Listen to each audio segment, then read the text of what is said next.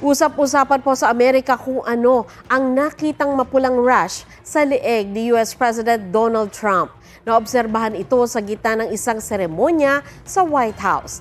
Ayon sa White House doctor, epekto umano ito ng ipinapahid ni Trump na aniyay common o pangkaraniwang cream bilang preventive skin treatment na tatagal ng 1 linggo.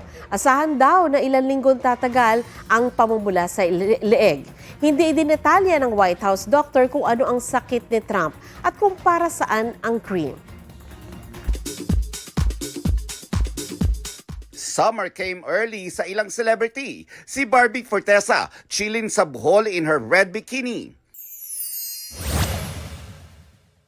Sun-kissed in Batangas naman si Jillian Ward. Giving different energy ang Palawan Beach for Clea Pineda. Nag-flex naman ng toned abs si Vince Maristela sa Boracay. Habang si Kailin Alcantara kasama sa isang float sa Panagbanga Festival sa Baguio.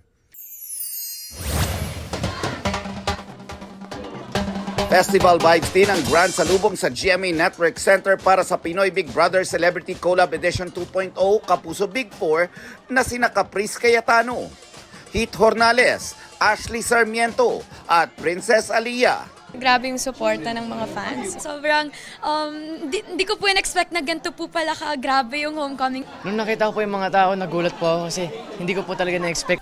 Nanguna sa Kapuso Grand Salubong si GMA Senior Vice President Attorney Annette Gozon Valdez at iba pang opisyal ng Kapuso Network. Meron silang mga individual projects, may mga magkakasama, may collab. So, abangan natin yan lahat. Na-excite po talaga ako sa mga future po namin mga projects. Nelson Canlas nagbabalita para sa GMA Integrated News.